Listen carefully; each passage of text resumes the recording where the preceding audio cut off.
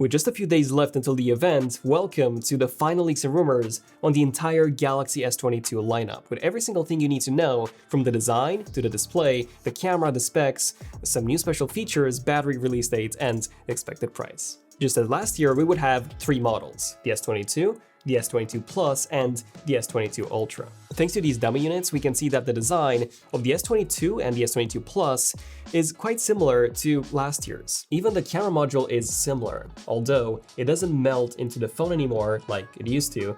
It is far more disconnected now. The body is also more squared off now, which I find to be easier to grip, although slightly less comfortable in the hand. Compared to the S21, the S22 is noticeably shorter, a bit narrower, and a tiny bit thinner. So this is an improvement in every single way when it comes to the ease of use. Same goes to the S22 Plus, which is also more compact, that being shorter, narrower, and also a bit thinner. And then we have the S22 Ultra, which is a complete redesign of the S21 Ultra. It resembles the Note 20 Ultra quite a lot with its more squared off design and almost 90-degree corners. It doesn't actually look like it's part of this lineup. Everything about this phone is just different. In terms of dimensions, the S22 Ultra is slightly shorter than the S21 Ultra, but wider because of that squared off design. The thickness is exactly the same. Compared to the Note 20 Ultra, the S22 Ultra is almost identical aside from the thickness. The S22 and the S22 Plus are rumored to come in white, black, pink, and green,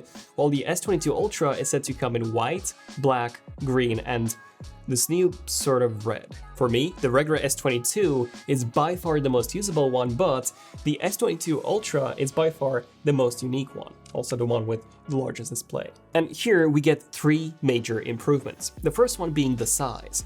Both the S22 and the S22 Plus feature a smaller display than last year. The S22 is said to come with a 6.1-inch display down from 6.2-inch, while the S22 Plus is said to come with a 6.6-inch display down from 6.7-inch. The S22 Ultra is the only one that actually increases the display size over last year from 6.8 inches to 6.9, also matching the display size of the Note 20 Ultra. Then second is the aspect ratio. Both the S22 and the S22 Plus now feature a 19.5:9 aspect ratio from 20:9, which is far more conventional and now matches the one of the iPhone.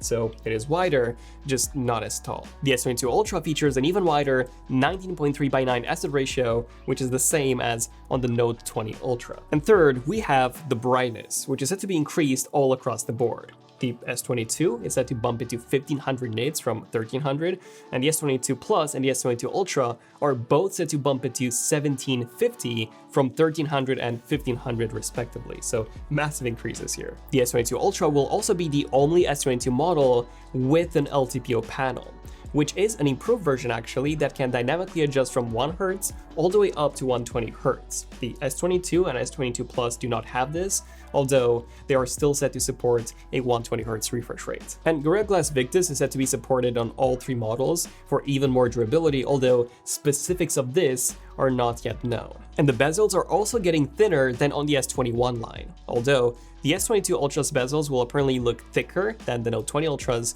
due to the display being less curved. The S22 and the S22 Plus will feature a fully flat panel. When it comes to camera, the S22 and the S22 Plus will both have the exact same camera system. The main module is being upgraded to a 50 megapixel from 12 with Samsung's new ISOCELL GN5 sensor. The GN2, also a Samsung-made 50 megapixel sensor, would have been a far better option as it has larger pixels, so it may be that Samsung is trying to keep the manufacturing costs low. This large sensor would still allow for 8K video, with some rumors pointing towards an upgrade to 60 frames per second. The telephoto module is also rumored to be upgraded from the 64 megapixel sensor that we had before that relied almost entirely on digital zoom to a 10 megapixel module with 3x optical zoom, so similar to that of the S21 Ultras, just with smaller pixels. The ultrawide and the front camera are set to remain the same as on the S21. The S22 Ultra's camera system is getting the 3rd generation 108 megapixel sensor, the ISOCELL HM3, still with the same specs though, but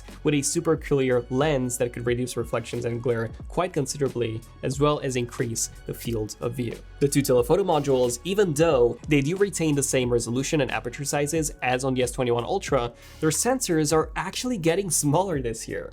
However, don't be concerned, as according to Ice Universe, the picture quality has improved. The nighttime capabilities are also said to be improved, especially in terms of night video, which was quite poor on the S21 Ultra. According to Ice Universe, Samsung will be relying heavily on AI to improve their cameras. And considering that the S21 Ultra has won every single one of our camera comparisons in 2021, I'm really looking forward to testing the S22 Ultra, even though the camera hardware changes themselves are indeed quite minor.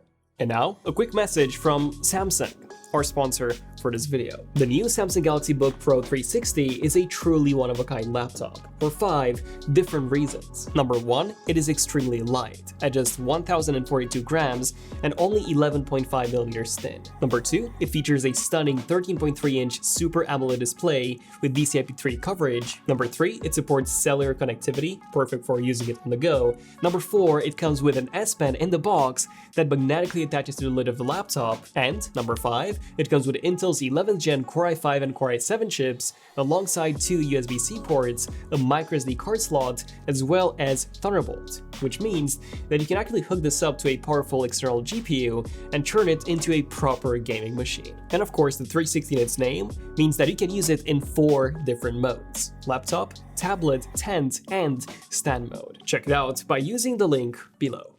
Spec-wise, same as always, there would be 2 models of the S22 lineup: the international model, which will come with Samsung's own Exynos 2200 chip, and the US/Canada/China model, which will come with Qualcomm's latest Snapdragon 8 Gen 1 chip. And same as every year, the Snapdragon model is expected to be superior, with more CPU and more GPU performance, and potentially even a lower power consumption. Ray tracing is said to be the only advantage of this new Exynos 2200 chip, but even then, I don't see many games supporting it until Qualcomm also adds ray tracing to their own chips. But all this doesn't mean that the Exynos 2200 will be bad. In fact, I've used the S21 Ultra for around 3 to 4 months in 2021, and I haven't had any slowdowns or any performance issues at all.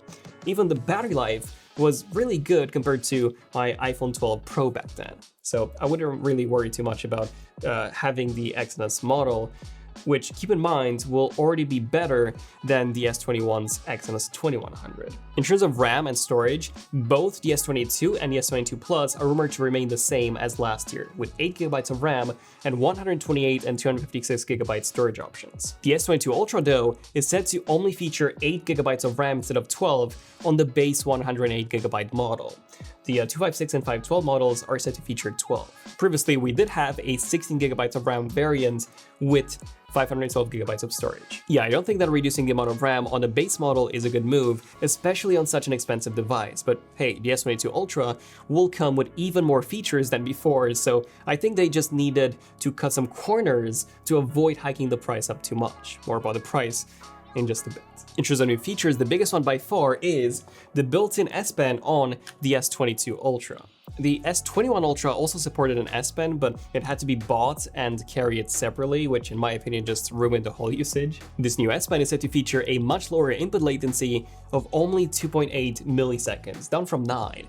That's not just a massive improvement, but it would also make it the most responsive Smartpen. The 2nd gen Apple Pencil, for example, has a latency of 9 milliseconds. Even 9 was crazy fluid, and I couldn't notice any lag whatsoever. I doubt that 2.8 would be perceivable, but any improvement is always welcome. But that's pretty much it. The S22 and S22 Plus don't really have any major new features, aside from being more usable in one hand now. In terms of the battery, because of the shorter and thinner bodies, both the S22 and the S22 Plus are set to drop their battery sizes by 300 milliamps. I'm definitely not a fan of smaller batteries, but do keep in mind that the displays are also getting smaller, which should balance things out. Although, the displays are also brighter now, so I guess that we'll have to see when we get them in the studio. So make sure to subscribe to be the first to see that. The S22 Ultra is a bit of a different story, as its battery remains the same as last year at 5,000 mAh, which compared to the Note 20 Ultra's 4,500 is a pretty good improvement. The charging speed is sadly staying the same on the S22 and the S22 Plus at 25 watts. The S22 Ultra is set to bring back the 45 watt fast charging, which, fun fact, the S20 Ultra had, and the S21 Ultra removed. This is rumored to allow for fast charging up to 70% in just 35 minutes, the fastest that any Samsung phone has had. However, do remember that Samsung stopped giving you a charger in the box, meaning that if you want to take advantage of the 45 watt fast charging, you will need to buy a separate charger just for that. In terms of the release date, the unveil event is happening on February the 9th. However, we've seen reports that the actual release date would be delayed due to manufacturing issues. The S22 Ultra is set to come on February the 25th, while the S22 and S22 Plus are only set to be coming out on March the 11th. Price-wise, according to John Prosser, the S22 will start at $800, same price as the S21. The S22 Plus will start at $1,000, same as S21 Plus, and the S22 Ultra will start at $1,200, again, the same price as the S21 Ultra, which, considering the sheer amount of extra things that the Ultra brings to the table over last year, makes it even more worth it. But yeah, if you want to see a camera comparison, hands-on content, speed test, battery test, and even comparisons against the iPhone, definitely subscribe to the channel. We'll have that very soon. I'm Daniel, this has been ZONEofTECH, and I'll see you guys in the next one. ZONEofTECH, signing out. Cheers.